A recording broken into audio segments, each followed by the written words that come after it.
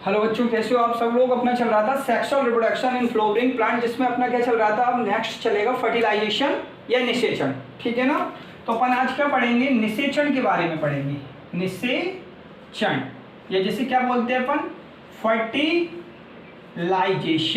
Fertilisation. ठीक है ना। निषेचन में क्या होता है कि एक नर युग्मक दूसरे मादा युग्मक से मिलकर युग्मनज जायगोट बनाता है और उस जायगोट से संतान का निर्माण होता है। इस प्रक्रिया को हम क्या कहते हैं, फर्टिलाइजेशन। अब प्लांटों में फर्टिलाइजेशन किस तरीके से होता है तो इसके बारे में अपन पढ़ते हैं। देखिएगा आप, ये किसी प्लांट का कौन सा भाग है, ये प्लांट का मादा भाग है। कैसा भाग है, मादा भाग। ठीक है ना, मतलब में फीमेल पार्ट है। क्या है, फीमेल पार्ट है। ठीक है ना, जिसको हम क्या कहते हैं, जयांग कहते हैं। क्या कहते हैं, जयांग कहते हैं। और ये ठीक है, और इसमें जयांग का आप सब जानते हो ऊपर वाला हिस्सा क्या कहलाता था, स्टिग्मा कहलाता था। ये क्या कहलाता था, स्टाइल कहलाता है। और इस वाले नीचे वाले इस हिस्से को क्या कहते हैं, ओवरी कहते हैं। क्या बोलते हैं, ओवरी। और ओवरी में आप सब जानते हो अंडाशय से एक डंठल के द्वारा एक ऐसा क्या पाया जाता था, बीजांड। क्या पाया जाता था, बीजांड पाया जाता था। ठीक है ना, बीजांड।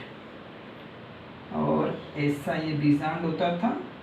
ठीक है ना, इसके अंदर कितनी टोटल 7 कोशिकाएं पाई जाती थी, 3 ऊपर 2 नीचे और 1 ये। इनके बारे में अपन आगे अभी बात करते हैं। ठीक है ना। तो ये अपना जयांग हो गया। ठीक है, इसकी इकाई स्त्री केसर है। इसको अपन हिंदी में कहते हैं वर्तिकाग्र।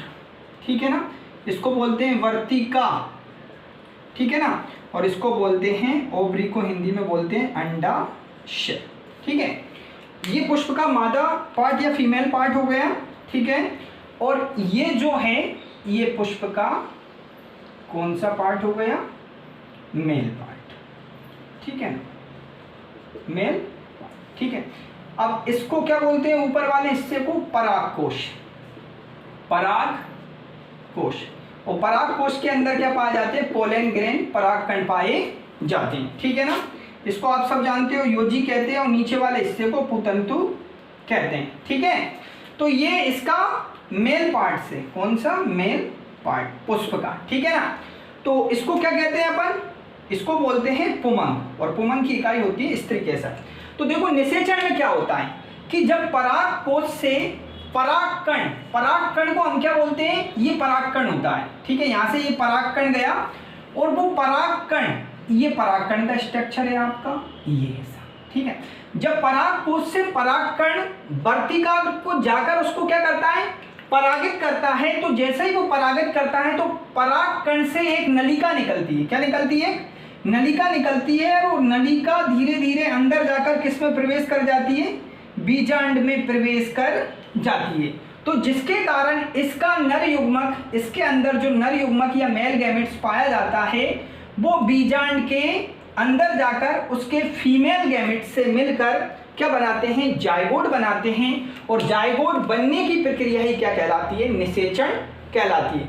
कि परागकोश से परागकण जब वर्तिकाग्र पर पहुंचता है तो वर्तिकाग्र पर वो खाद्य पदार्थ को खा पीकर एक नलिका निकालता है और उस नलिका के माध्यम से परागकण का नर युग्मक बीजांड के मादा युग्मक से मिलकर युग्मनज जायगोट बनाते हैं। और जायगोट से किसका निर्माण होता है, भ्रूण। और भ्रूण से इस तरीके से बीज का निर्माण होता है। इस पूरी प्रक्रिया को अपन क्या बोलते हैं, निषेचन कहते हैं या फर्टिलाइजेशन कहते हैं। अब फर्टिलाइजेशन के कितने चरण होते हैं तो देखा, सबसे पहले परागकणों का अंकुरण।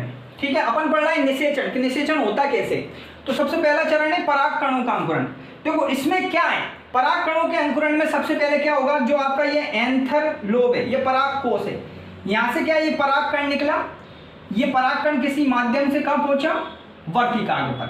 और वर्तिकाग्र पर जैसे ही ये परागकण पहुंचा तो आप सब जानते हो कि परागकण वर्तिकाग्र पर पहुंचकर भोज्य पदार्थ को खाएगा। क्योंकि वर्तिकाग्र पर पाई जाती है शर्करा। क्या पाई जाती है, शर्करा। तो इसको भोज्य पदार्थ को ये परागकण खाकर अपने आकार में क्या करेगा, वृद्धि करेगा। और इसके पराग कोश में दो भित्ति होती थी, ये एंटाइन होती थी और इसको बोलते थे हेक्साइन, और इसके हेक्साइन पर भाई छोर पर एक जनन छिद्र पाया जाता था जिसको बोलते थे जर्मपोर। क्या बोलते थे? जर्मपोर या जनन छिद्र कहते थे। इस जर्मपोर से एक नलिका निकलती है, जब ये भोज्य पदार्थ को खाता पीता है, आकार में मोटा हो जाता है, तो यहाँ से एक नलिका निकलती है, उस नलिका को बोलते हैं पोलन ट्यूब। क्या बोलते हैं? पोलन ट्यूब या पराग नलिका। क्या कहते हैं इसको? पराग नलिका। ठीक है ना, आप इसको क्या बोलोगे? पोलन ट्यूब, ठीक है, या पराग नलिका। ठीक है ना, तो इस तरीके से पराग कणों का अंकुरण प्राप्त हो जाता है। तो पराग कणों का अंकुरण किस तरीके से होगा कि जब पराग कोश से परागकण वर्तिकाग्र पर जाते हैं, तो वर्तिकाग्र पर ये खाद्य पदार्थ शर्करा को खाते पीता है, अपने आकार में वृद्धि करता है। इस पर जो जर्मपोर पाया जाता है इसके हेक्साइन पर, वहां से क्या निकलता है? एक नलिका प्रारंभ होती है। वो नलिका इस वर्तिका स्टिग्मा से स्टाइल से होते हुए कहाँ पहुंच जाती है? बीजांड के समीप पहुंच जाती है। तो पहला पॉइंट हो गया आपका पराग कणों का अंकुरण। दूसरा है पराग नलिका का पथ। ठीक है ना, तो देखो आप पराग नलिका का जो पथ है, इसमें आपको कुछ विशेष नहीं लिखना है। पराग नलिका का जो पथ होता है वो अलग अलग बीजांड में अलग अलग तरीके से प्रवेश करती है। जैसे कि ये पराग नलिका है, किसी किसी में तो ये किससे प्रवेश करती है? ये बीजांड द्वार। आप सब जानते हो कि बीजांड को चारों तरफ से क्या दो आवरण द्वारा घिरा होता है। उस आवरण जहां बीजांड को दो आवरण घेरते हैं और कुछ स्थान को वो नहीं घेरते हैं, जब खाली जगह छोड़ देते हैं, उसे बीजांड द्वार कहते हैं, या इंग्लिश में बोलते हैं इसको माइक्रोपाइली या बीजांड द्वार कहते हैं। और बीजांड किसी किसी में ये पराग नलिका जो है बीजांड द्वार से प्रवेश करती है, किसी किसी में ये किससे प्रवेश करती है? ऊपर वाला हिस्सा निवाक कहलाता है, सेलेजा कहते हैं जिसको इंग्लिश में। तो ये बीजांड द्वार से, इसको बोलते हैं अंडद्वारी प्रवेश। निवाक से प्रवेश करेगी तो निवागी प्रवेश, ये कहलाएगा पराग नलिका का पथ। ठीक है, अब तीसरा पॉइंट आता है अपना भ्रूण कोश में पराग नलिका का प्रवेश। भ्रूण कोश में पराग नलिका का प्रवेश। अब देखो भ्रूण कोश आप सब जानते हो बच्चों, इसको हम क्या कहते हैं? एम्ब्रियो सैक बोलते हैं। इस रीजन को हम क्या कहते हैं? Embryo sac. क्या बोलते हैं? Embryo sac. ठीक है, या भ्रूण कोश। और भ्रूण कोश में बच्चों याद रखना, ऊपर की तरफ जो तीन कोशिकाएं पाई जाती हैं इनको बोलते हैं प्रतिमुख कोशिका। प्रतिमुख, या इंग्लिश में बोलते हैं इसको एंटीपोडल सेल। नीचे की तरफ तीन कोशिकाएं, आप ऊपर की तरफ तीन होती है एंटीपोडल भ्रूण कोश में, और नीचे की तरफ भी कितनी है? तीन है। इनमें से दो कोशिकाएं होती है सहायक कोशिका। क्या होती है?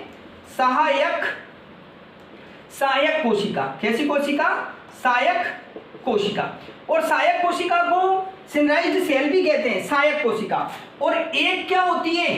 अंड कोशिका। कैसी कोशिका? अंड कोशिका। ठीक है, जिसको हम क्या बोलते हैं? एक सेल। क्या बोलते हैं इसको? एक सेल, अंड कोशिका। तो ऊपर तीन भ्रूण कोश में प्रतिमुख कोशिका, नीचे दो सहायक कोशिका और एक अंड कोशिका या एक सेल। और ये जो दो देख रहे हो आप, ये दो केंद्रकों के मिलने से बनता है, इसको बोलते हैं अपन सेकेंडरी न्यूक्लियस। क्या बोलते हैं? सेकेंडरी न्यूक्लियस बोला जाता है। क्या बोला जाता है? सेकेंडरी न्यूक्लियस या द्वितीयक केंद्रक। ठीक है, याद रखना बच्चों, ये द्वितीयक केंद्रक 2n होता है ऑलरेडी, क्योंकि इसमें एक n इसका और एक n इसका, दो n मिलकर ये 2n बनाता है, मतलब ये डिप्लॉइड होता है। और जो अंड कोशिका वो हैप्लॉइड होती है, मतलब में अगुणित होती है। वो कैसी होती है?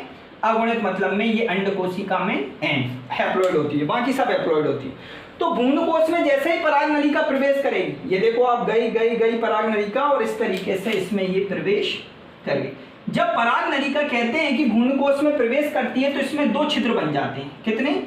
दो छिद्र बन जाते हैं जैसे ये एम्ब्रियो सैक में प्रवेश करती है। आपको पता ही होगा, मैंने आपको पढ़ाया था पिछली क्लास में कि जब पराग जो पोलन ट्यूब बनती है उसमें कितने केंद्रक होते हैं? उसमें तीन केंद्रक होते हैं। कितने होते हैं? तीन। दो जनन केंद्रक होते हैं। दो कितने होते थे? जनन केंद्रक। ठीक है ना, जनरेटिंग न्यूक्लियस। और एक कौन सा होता था? वर्धी केंद्रक। कैसा होता था? वर्धी केंद्रक। तो मैंने आपको पढ़ाया था बच्चों की जो वर्धी केंद्रक होता था वो पहले ही नष्ट हो जाता था, अब जो अंदर जाएंगे वो कौन जाएंगे, 2 जनन केंद्रक जाएंगे, ठीक है ना। ये दोनों ही अंदर जाएंगे, ये वर्दी तो कहाँ हो जाएगा, यहीं पर पहुंचते पहुंचते नष्ट हो जाएगा, ठीक है ना। अब इसमें क्या बन गए, पराग नलिका में 2 छिद्र बन गए, ठीक है ना।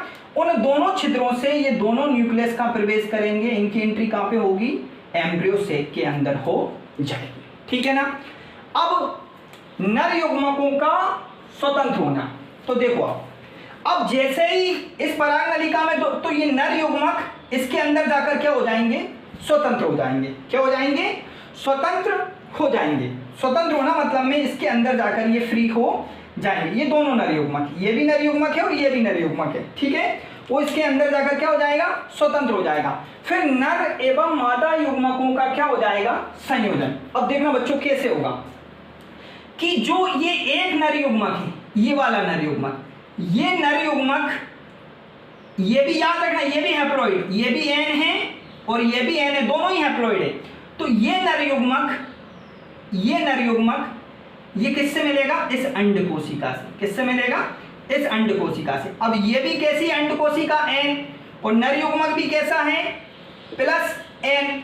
तो ये दोनों नर युग्मक और ये क्या था, अंडकोशिका मतलब में मादा युग्मक, दोनों जब मिल जाते हैं तो बच्चों ये बनता है 2n, और इस 2n को बोलते हैं युग्मनज, युग्मनज मतलब में जाइगोट, क्या बोलते हैं इसको, जाइगोट कहते हैं, क्या बोलते हैं, जाइगोट बोला जाता है। तो ये युग्मनज या जाइगोट, और इसी जाइगोट से क्या बनता है बच्चों, भ्रूण का निर्माण होता है। किसका निर्माण होता है, भ्रूण का निर्माण होता है। तो इसे ही बोलते हैं ट्रू फर्टिलाइजेशन या सत्य निषेचन, ठीक है ना, कि एक जो नर युग्मक है ना वो अंडकोशिका के नर युग्मक से मिलकर युग्मनज या जाइगोट बनाता है, और इस जाइगोट से क्या बन जाता है, भ्रूण बन जाता है। इसे बोला जाता है ट्रू फर्टिलाइजेशन या सत्य निषेचन बोला जाता है।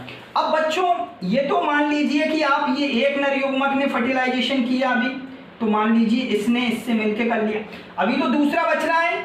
तो ये दूसरा क्या करता है, ये जो दूसरा वाला है, ये भी एन है याद रखना। तो ये जो दूसरा वाला है ये द्वितीयक केंद्रक से मिलता है, किससे मिलता है, ये दूसरा वाला किससे मिलता है, द्वितीयक केंद्रक। अब द्वितीयक केंद्रक ऑलरेडी 2n था, अब इसका n मिला तो ये हो गया 3n, क्या हो गया 3n। इसको त्रिसंलयन भी कहते हैं, ठीक है ना, इसको त्रिसंलयन भी कहते हैं। और इस 3n को पता है क्या बोला जाता है, भ्रूणपोष, क्या बोला जाता है, भ्रूणपोष बोला जाता है, भ्रूणपोष बोला जाता है, इसको भ्रूणपोष बोला जाता है, याद रखना 3n को भ्रूणपोष। और ये भ्रूणपोष पता है क्या करता है, ये जो भ्रूणपोष बनता है ना आपका, ये भ्रूणपोष इस भ्रूण को पोषण देने का कार्य करता है। किसका कार्य करता है, पोषण देने का कार्य करता है। किसका कार्य करता है, पोषण देने का कार्य करता है। तो ये चीजें आपको क्या होना चाहिए, क्लियर होना चाहिए, ठीक है ना। अब बच्चों इसे द्विनिषेचन भी कहते हैं। द्विनिषेचन क्यों बोलते हैं, डबल फर्टिलाइजेशन। इसमें 2 बार निषेचन होता है, एक बार तो निषेचन किसका, एक नर युग्मक अंडकोशिका से मिलकर क्या बनाता है, 2n युग्मनज बनाता है, युग्मनज से क्या बनता है भ्रूण, इसे ट्रू सॉल्यूशन कहते हैं, 1 फर्टिलाइजेशन। दूसरी बार इसका जो दूसरा गैमेट्स होता है, जो दूसरा नर युग्मक होता है, ये वाला दूसरा वाला नर युग्मक, ठीक है, ये वाला, ये दूसरा द्वितीयक केंद्रक जो पहले से ऑलरेडी क्या था 2n, उससे मिलकर इसका n क्या बना लेते हैं 3n।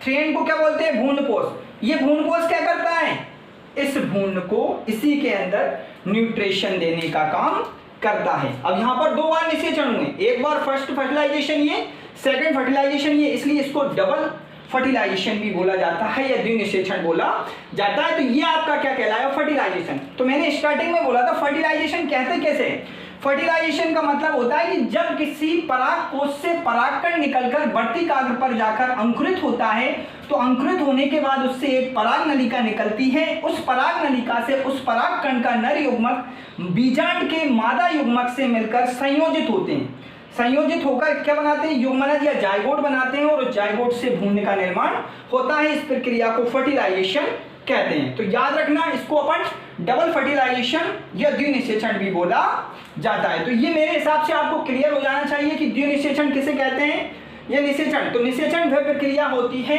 जिसमें नर युग्मक और मादा युग्मक का बीजांड के अंदर मिल जाते हैं और मिलकर युग्मनज बनाते हैं और युग्मनज से भ्रूण का निर्माण होता है और इसमें भ्रूणपोष बनता है। याद रखना जो दूसरा इसके नर युग्मक था वो द्वितीयक केंद्रक से मिलकर 3N बनाता है। इसे त्रिसंलयन भी कहते हैं क्योंकि इसमें 3 नाविकों का संलयन होता है, ठीक है ना। तो इसको आप पढ़ लेना, बहुत ईजी है, एक बार में समझ में आ जाएगा। ये आपके स्टेप ऑफ फर्टिलाइजेशन निषेचन के चरण हो जाएंगे। परागकणों का अंकुरण, परागकोश से परागकण वर्तिकाल पर जाकर बैठता है, वहां पर भोज्य पदार्थ को खाता पीता है और उससे पोलन ट्यूब निकलती है जिसे पराग नलिका कहते हैं, ठीक है ना। और तीसरा हो जाएगा पराग नलिका का पथ, तो ये बीजांड द्वार से भी प्रवेश कर सकती है, निवाक से भी प्रवेश कर सकती है। अलग अलग भ्रूणकोश में ये प्रवेश में इसमें आएगा, ठीक है ना। फिर नर युग्मक का स्वतंत्र होना, नर एवं मादा युग्मकों का संयोजन, ये अपन ने पढ़ लिया, ठीक है। तो नेक्स्ट वीडियो में अपन आगे देखेंगे, ठीक है।